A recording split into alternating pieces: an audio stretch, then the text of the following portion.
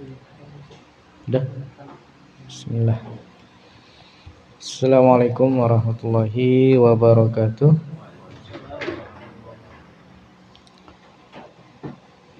Alhamdulillah.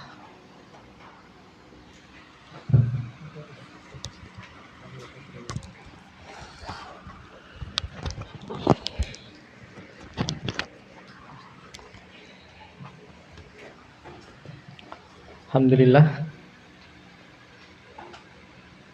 Hamdan katsiran thayyiban mubarakan fih kama yuhibbu rabbuna azza wa jalla wa yarda. Asyhadu an la ilaha illallah wahdahu la syarikalah wa asyhadu anna Muhammadan abduhu wa rasuluh la nabiyya ba'dah. Baik, ikhwas sekalian, kita melanjutkan kembali majelis kita pada kitab Al-Mulakhas Syarah Kitab Tauhid. Siapa karya? Pengarangnya siapa? Mulakhas, kitab Mulakhas.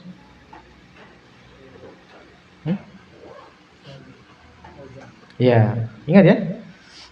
Dihafal itu. Mulakhas kitabnya, pengarangnya siapa? Syekh Shalih Al-Fauzan. Ya. Ingat judulnya, ingat pengarangnya. Ya, sekarang kita di bab apa? Berarti bab baru ya? Bab baru. Baik. Baik, untuk kasih waktu, fadhal dibaca. Siap sih membaca? Hah? Nggak bisa, kalau nggak bisa, nggak siap langsung. Nanti saya baca sendiri. Ya. Jadi bab, sekarang kita masuk pada bab yang baru. Bab Maja'a fi man la yaqna bil halfi billah. Bab keterangan yang datang terkait orang yang tidak puas terhadap Waalaikumsalam, sumpah kepada Allah. Jadi ini babnya berbicara tentang apa? Ada orang ketika diperhadapkan dengan sumpah dan sumpahnya kepada Allah, dia tidak terima. Ya, dia tidak terima, tak puas dengannya. Paham sampai sini babnya? Ya. Nah, kita lihat keterangan yang pertama. An Ibni Umar radhiyallahu anhuma anna Rasulullah sallallahu alaihi wasallam qala, dari Ibnu Umar, ya namanya siapa Ibnu Umar? Abdullah Ibnu Umar. Jadi kalau dikatakan mutlakkan begitu, Ibnu Umar berarti yang dimaksud adalah Abdullah Ibni Umar radhiyallahu anhuma. Kenapa anhuma? Karena dia dan bapaknya sahabat. Bahwasanya Rasulullah SAW bersabda, la tahlifu bi abaikum. Ini yang pertama. Janganlah kalian bersumpah dengan bapak-bapak kalian. Jadi ini larangan apa? Larangan bersumpah dengan bapak. Demi bapakmu. Itu contohnya. Demi nenekmu. Ya, dan seterusnya ke atas. Larangan di sini, larangan artinya haram. Tidak boleh kita bersumpah dengan bapak. Ya, secara umum tidak boleh bersumpah dengan makhluk. Man halafa billahi falyasduq. Siapa yang bersumpah kepada Allah, maka hendaknya dia benar sumpahnya. Ya. Siapa yang bersumpah kepada Allah, maka hendaknya dia benar sumpahnya.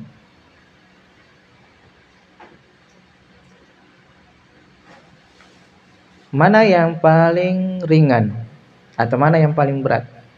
Orang yang bersumpah benar tetapi kepada selain Allah dengan orang yang bersumpah kepada Allah tapi dusta. Hah? Bersumpah dibanding bersumpah kepada selain Allah tapi benar. Kenapa? Masya Allah, benar sekali jawabannya. Kalau yang yang mana yang tauhidnya masih terjaga?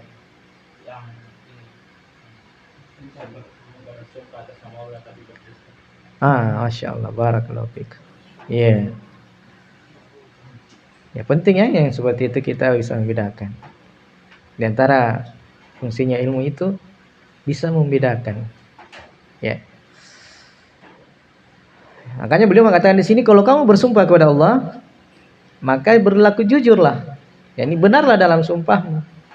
Ya, benarlah dalam sumpahmu. Dan siapa yang disumpahi untuknya kepada Allah, falyardha. Nah, inilah syahidnya ya. Siapa yang disumpahi untuknya kepada Allah, maka hendaknya dia ridho, ya, hendaknya dia terima. Ya. Perhatikan ini ya, ini syahidnya ini. Jadi siapa yang disumpahi untuknya karena Allah, maka hendaklah dia ridho. Artinya ada orang yang bersumpah kepadanya. Ya. Maka dia harus terima. Ya, dia ridho. Karena orang itu bersumpah atas nama Allah. Wa man lam yardha, dan siapa yang tidak ridho, falaisa minallah, maka dia bukan di atas tanggungan Allah. Rawahu Ibnu Majah dengan sanad yang hasan. Ya, lihat ya, yang mana syahidnya? Lihat itu Nabi mengatakan siapa yang orang lain bersumpah kepadanya dengan nama Allah, maka dia hendaknya ridho, dia terima sumpahnya itu. Saya bersumpah kepada anak muda, Balia, atau Balia bersumpah sama saya, ya demi Allah saya begini sama saya ya, maka saya harus ridho. Ya, maka saya harus ridho. Kemudian kata Rasulullah SAW, siapa yang tidak ridho, maka falaisa minallah. Ya, maka bukanlah tanggungannya dari Allah. Ini ancaman yang keras ya. Ini ancaman di antara ancaman dari bentuk-bentuk ancaman yang keras. Jazakallahu khair. Ya, dipaham sampai sini? Ya, itu sisi syahidnya. Ya, ini yang menjadi dalil dari babnya. Yang menjadi dalil dari babnya. Jadi kalau ada, jadi tugas kita itu sebagai thalib, kalau ada pembahasan, maka yang kita cari itu yang mana sisi pendalilannya. Paham sampai sini ya? Ya, saya cari ini ya. Jadi ketika ada pembahasan, kita cari yang mana kalau panjang keterangannya, maka kita cari mana di sini sisi pembahasannya. Kalau dia ayat, kita cari oh ini ayatnya, oh ini yang dimaksud, yang berkaitan dengan bab. Sama dengan ini. Karena yang pertama sabdanya Nabi kan larangan bersumpah dengan bapak. Kan tidak nyambung kan dengan babnya kan? Nah, yang nyambung dengan babnya itu tadi. Wa man khulifa lahu billah falyardha. Siapa yang disumpahi untuknya dengan nama Allah, maka hendaknya dia ridho. Kemudian Nabi memperkuat, siapa yang tidak ridho, ya, maka begini dan begini. Nah, itulah syahidnya. Itulah syahidnya. Baik. Munasabah hasal bab li kitab tauhid. Hubungan bab ini terhadap kitab tauhid. Artinya kenapa? Bab ini muallif yaitu Syekh Muhammad bin Wahab rahimahullah memasukkan bab ini ke dalam kitab tauhid. Yani kenapa beliau masukkan dalam pembahasan tauhid? Iya, apa hubungannya sih? Nah, ini yang beliau sampaikan. Anna adamal ridha bil halfi billah yunafi kamal tauhid. Bahwasanya ketidakridhaan dengan sumpah yang dilakukan karena Allah itu menafikan kesempurnaan tauhid. Iya, menafikan kesempurnaan tauhid. Jadi ketidakridhaan itu menunjukkan apa? menafikan kesempurnaan tauhid. Ya.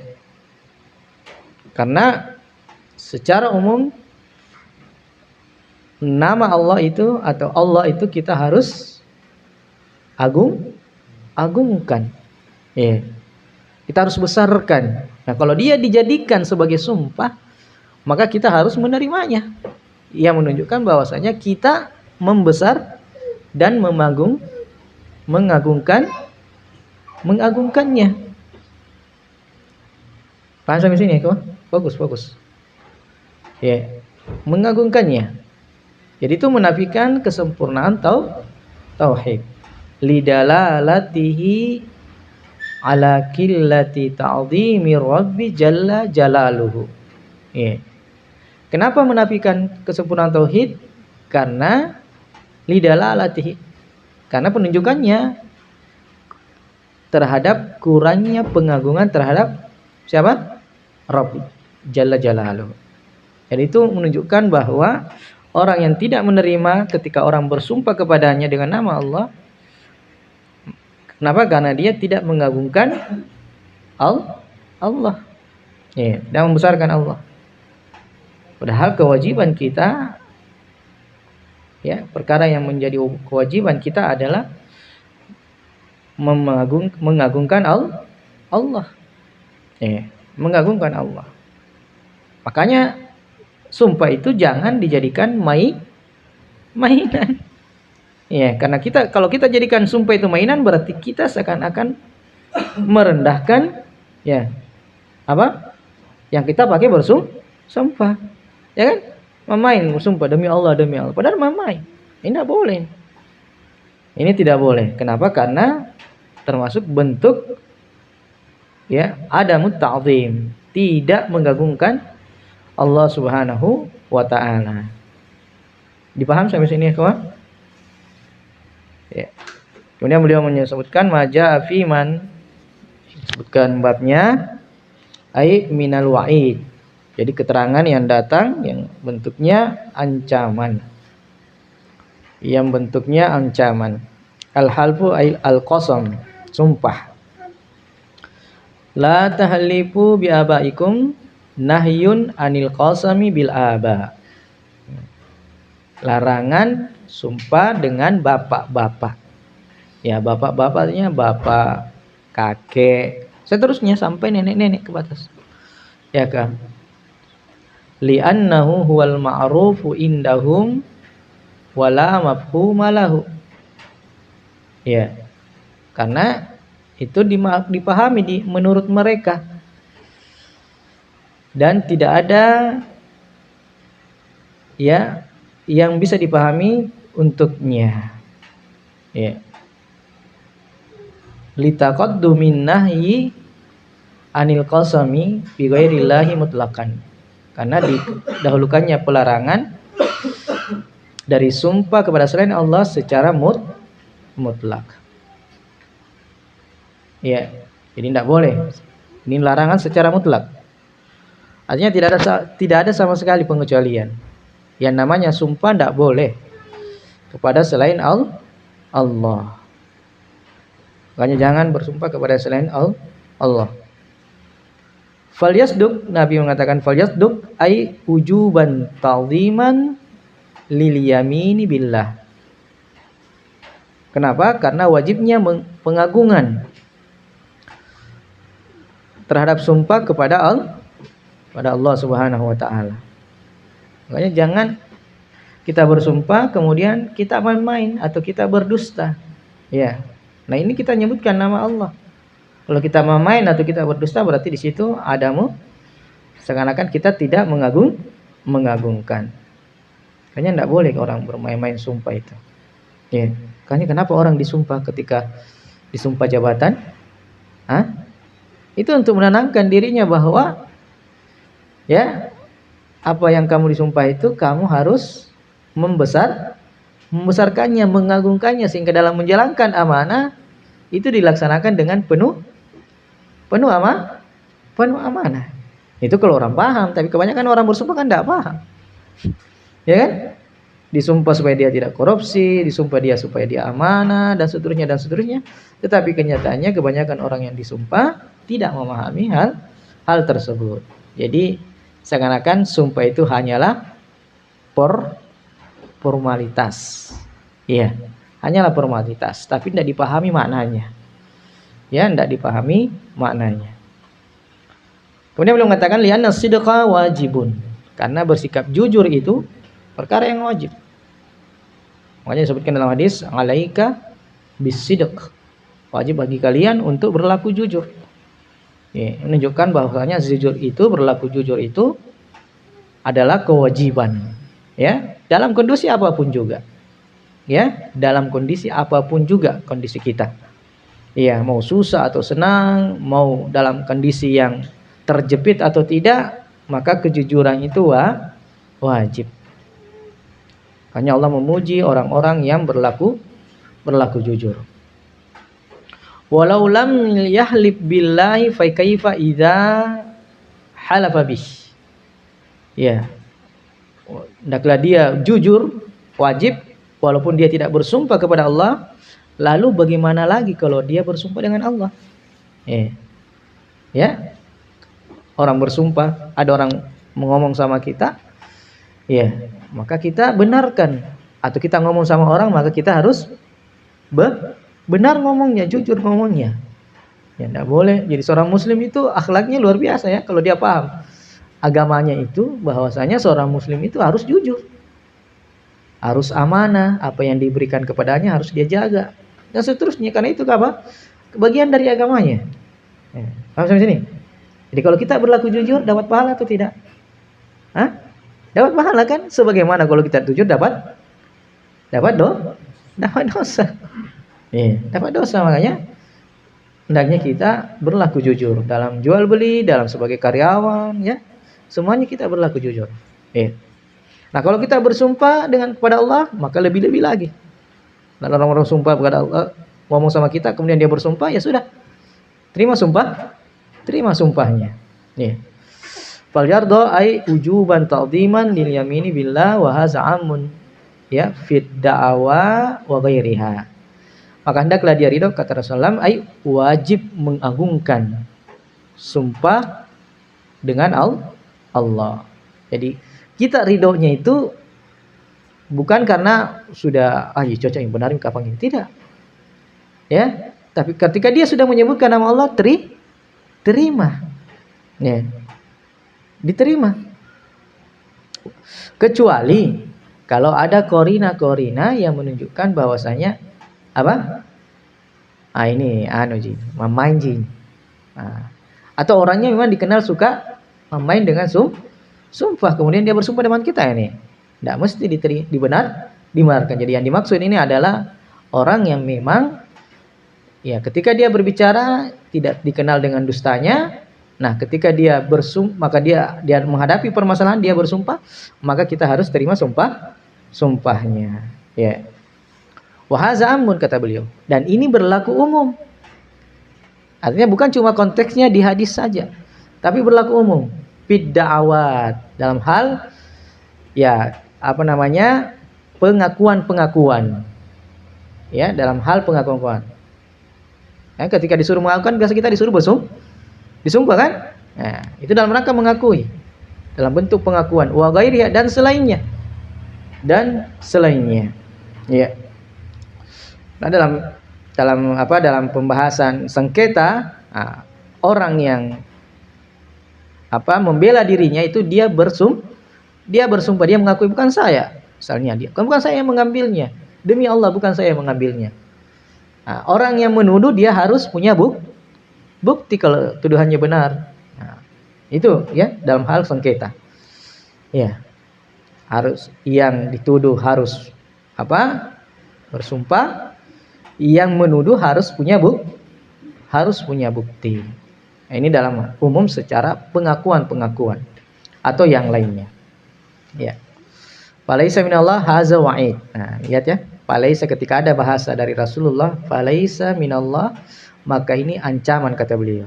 Jadi semua yang begitu modelnya, ya, itu bentuknya ancaman. Atau Nabi mengatakan falaisa minni, Nah, itu juga ancaman. Ya, bentuknya ancaman. Ai faqad bari'allahu minhu. Yani Allah tidak, yani Allah berlepas diri darinya. Yani bukan dalam tanggungan Allah. Allah berlepas diri darinya. Itu adalah ancaman. Baik, makna hadis secara ijmal, yanhan sallallahu alaihi wasallam anil halafi bil aba. Ini jelas ya. Nah, secara umum, secara global makna hadisnya, Nabi sallallahu alaihi wasallam melarang bersumpah dengan bapak-bapak, nenek-nenek dan seterusnya ke atas. Li'annal halfa ta'zimun lil mahlufi bih. Nah, lihat ini. Alasannya, ini alasannya. Ini ilahnya kalau dalam pembahasan fikih. Ilahnya ini. Ini sebabnya. Karena bersumpah itu bentuk pengagungan. Paham? Karena bersumpah itu bentuk pengagungan terhadap yang kita pakai bersumpah. Ya, yang disumpahi dengannya. Ya, ini Allah, ketika kita bersumpah kan pakai siapa? Allah. Nah, makanya kita harus apa? Mengagungkan, makanya wujud pengagungan itu dengan membenarkan sumpah tersebut. Ya, sumpah tersebut. Wa ta'dhimu haqqun lillahi subhanahu wa ta'ala, dan mengagungkan itu, pengagungan itu adalah haknya Allah. Ya, jadi kewajiban kita adalah mengagungkan Allah Subhanahu wa taala. Summa ya'muru man halafa billahi ayyakuna shadiqan bima yahlifu alaih. Kemudian Nabi memerintahkan setelahnya, ya, Nabi memerintahkan orang yang bersumpah kepada Allah hendaknya dia jujur. Shadiqan, hendaknya dia benar dalam sumpahnya. Bima yahlifu alaih, pada apa-apa yang dia bersumpah atasnya. Ya, ini benar dalam sumpahnya. Li'anna sidqa mimma aujabahu Allahu ala ibadihi mutlaqan. Karena sumpah, karena jujur itu dari apa-apa yang Allah wajibkan atas hamba-hambanya secara mutlak. Ya. Jadi jujur itu kewajiban secara mutlak. Kenapa? Hah? Ya, secara mutlak. Fa kaifa iza halafu billah? Bagaimana lagi kalau dia bersumpah kepada Allah? Ya. Wa ya'muru sallallahu alaihi wasallam man hulifa lahu billahi fi khusumatin aw ghairiha ayyarda bil yamin. Maka dan Rasulullah sallallahu alaihi wasallam memerintahkan orang hulifalah, orang yang disumpahi untuknya dengan Allah dalam fi khusumatin, dalam sebuah sengketa, ya, au ghairiha, atau dalam hal yang lain, ayyarda bil yamin, hendaknya dia ridho dengan sumpah tersebut. Li anna dzalika min ta'zimillah, karena hal itu bentuk pengagungan kepada Allah. Ya. Summa yubayyinu sallallahu alaihi wasallam al-wa'id asy-syadidah fi haqqi man la yarda bil halfi billah. Kemudian Nabi menjelaskan ancaman yang keras, ya, ancaman yang keras pada hak orang yang tidak ridho dengan sumpah kepada Allah. Ya, ancaman keras bagi orang yang tidak ridho terhadap sumpah kepada Allah. Li anna zalika yadullu ala adami ta'zimihi lillahi. Karena itu menunjukkan dia tidak mengagungkan Allah Subhanahu wa taala. Baik. Hubungan hadis ini terhadap bab anna fihi al-wa'id asy-syadidah fi haqqi man lam yaqna bil halfi billah. Bahwasanya dalam hadis ini ancaman yang sangat keras pada orang yang tidak ridho, ya, tidak ridho, tidak puas, tidak senang, orang yang bersumpah dengan sumpah kepada Allah Subhanahu wa taala. Ini jelas semua, ya. Apa yang diambil dari pelajarannya? Ma yustafadu minal hadis al-wa'idus syadidu fi haqqi man lam yaqna bil halfi billah. Ancaman yang sangat keras pada hak orang yang tidak puas, tidak ridho dengan sumpah kepada Allah. Wujubus sidqi fil yamin. Ya, wajibnya berlaku jujur ketika bersumpah dalam sumpah. Yang ketiga, tahrimul kadhibi fil yamin. Haramnya dusta dalam sumpah. Dari mana dipahami ini? Haramnya sumpah dalam dusta. Dari mana diambil? Dari hadis itu? Ayo. Hah? Wajibnya jujur. Terus bagaimana caranya menghubungkan? Ya, mafhum pemahaman sebaliknya. Kalau diperintahkan jujur berarti pasti dilarang dusta. Baik. Yang keempat, husnudzanni bil muslim malam yatabayyan khilafuhu. Ya. Berbaik sangka kepada seorang muslim selama tidak nampak sebaliknya. Ya. Artinya ketika seorang muslim bersumpah, maka asalnya diterima, itu asalnya. Nah, dia harus sumpah kepada Allah, asalnya diterima. Nah, kecuali kalau itu tadi yang kita sebutkan, muslim ini banyak melakukan kedustaan, dikenal dengan Pak Bale-Bale, ya kan? Pak Bale-Bale. Nah, misalnya di pasar, ya kan biasa begitu kan? Orang ya pakai sumpah, padahal dia dikenal suka berdusta atau suka bergurau. Nah, seperti ini tidak mesti kita benarkan atau tidak mesti kita terima.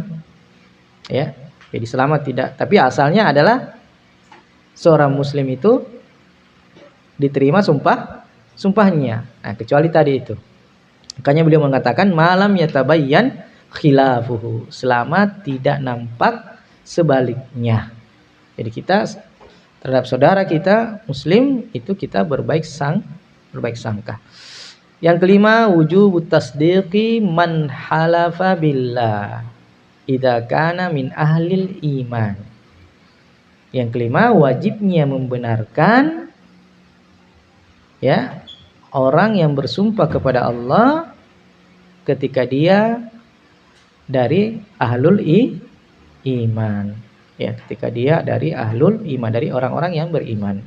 Ya, ini orang yang ya kesehariannya kita lihat ya rajin sholat, sering sholat jamaah di masjid, ya kan? Tidak terdengar bahwa dia suka berdusta. Kalau bicara dia jaga pembicaraannya, ya kan? Nah, ini yang seperti ini tidak ada tanda-tanda yang membuat dia jatuh kedudukannya, maka hendaknya kita apa? Kita benarkan sumpahnya. Tapi ya sekalian, ini satu jika kayaknya jadi satu jika keterangannya. Masya Allah. Ya, kalau begitu kita sampai sini saja dulu ya. Ya, kayaknya berat-berat juga mata aku ini. Ya. Yang satunya panjang ya. Nah, itu dia. Nantilah kita sambung insyaallah. Juga kurang yang datang ini. Jadi biarkan dulu satu saja dulu. Ya, mudah-mudahan kita memahami dengan baik intinya ya. Intinya itu pelajarannya banyak ya. Itu tadi dilarang bersumpah kepada selain Allah. Kalau ada orang yang bersumpah dengan nama Allah, asalnya kita terima. Dan juga pelajaran yang penting harus kita jaga juga, jangan bermain-main dengan sumpah ya, karena kalau kita bermain dengan sumpah apalagi dengan nama Allah, berarti kita tidak mengagungkan Allah. Kenapa harus kita terima kalau orang bersumpah dengan nama Allah? Alasan, karena itu bentuk pengagungan kita terhadap Allah Subhanahu wa taala. Ya. Tapi ikhwas sekalian, demikian kurang lebihnya mohon dimaafkan. Insyaallah mudah-mudahan pertemuan akan datang kita dimudahkan oleh Allah Subhanahu wa taala. Tapi kajian yang seperti ini ya, berat kondisi yang seperti ini, dan mudah-mudahan kita harapkan pahalanya juga lebih besar ya, karena di luar dari apa? Yang normal. Ya. Kami dulu kajiannya ya, mungkin antum masih dekat ya. Saya dulu kajiannya itu dari rumah ke Maros. Itu hujan lebat apapun kita datang. Nah, dulu kan informasi itu minim sekali. Jadi kita tidak tahu libur atau tidak. Ya, libur atau tidak ada, tidak pernah ada grup sekarang ini, sekali. Ya, dulu enggak. Pokoknya hujan sederas apapun kita datang. hujan tinabung, hujan pokoknya tidak ada. Kenapa? Karena ustadznya juga begitu. Ya, ustadznya begitu juga. Tidak pandang hujan atau tidak. Dia datang. Dia tidak datang itu kalau betul keras sakitnya. Kalau dia masih bisa goyang, itu betul-betul dia datang. Ya. Dan itu salah satu yang selalu memotivasi saya ketika mengajar. Ya, itu yang saya selalu ingat dari beliau. Beliau itu siapa namanya? Ustadz Khaidir hafizahullah taala. Ya, beliau itu luar biasa ya. Saya masih jarang melihat ustadz yang seperti beliau. Ya, masih jarang melihat ustadz yang seperti beliau. Juhudnya itu luar biasa. Juhudnya itu luar biasa, yang kadang-kadang di luar nurul, di luar nalar, tapi jadi banyak sekali gagasan-gagasan beliau itu yang kita itu di luar nalar, tapi jadi, masya Allah. Nah, termasuk juhudnya beliau kalau seperti itu, hujan keras tidak kita datang, kenapa dia juga datang? Ya, jadi kebanyakan kita yang tidak hadir. Kenapa? Karena kita kan berat keluar kan? Ya. Tapi itulah, saya pernah temani beliau ke Enrekan ya, dulu waktu saya awal kajian itu mengaji, belajar sama beliau. Itu berapa kali saya temani beliau dari Enrekan, itu daerah Cakke. Antum tahu yang didatangi sana berapa orang? Hanya 4 orang. Bayangkan, dari Makassar ke Cakke itu berapa jam? Ini biasa ke Cakke? 6 jam. 6 jam. 6 jam. Nggak pilih hujan atau tidak. Pokoknya tiba waktunya ke sana, dia ke sana. Ya, saya ada beberapa kali ditemani beliau. Yang didatangi 4 orang. Ya, yang didatangi 4 orang. Kalau Ustaz yang yang sepotong-sepotong semangatnya enggak pergi. Ngapain datang ke sana? Kemudian kamu tahu, 4 orang ini diantaranya itu ada yang dia bilang, lebih baik saya angkat linggis daripada angkat pulpen. Lihat ya, lebih baik saya angkat linggis, lebih baik mencangkul ya daripada menulis. Iya, tapi masya Allah beliau ya luar biasa semangatnya, luar biasa juga ya. Nah, itulah diantara motivasi yang sungguhan beliau, semangat beliau yang sering saya ingat. Ya, yang saya sering ingat. Jadi kadang-kadang yang kalau hujan ya tetap kita semangat ke diri supaya kita bisa menghadiri ya kajian-kajian yang kita laksanakan. Baik, barakallahu fikum, subhanakallah wa bihamdik, asyhadu an la ilaha illa anta, astaghfiruka wa atubu ilaik. Wa akhiru da'wana alhamdulillahi rabbil alamin.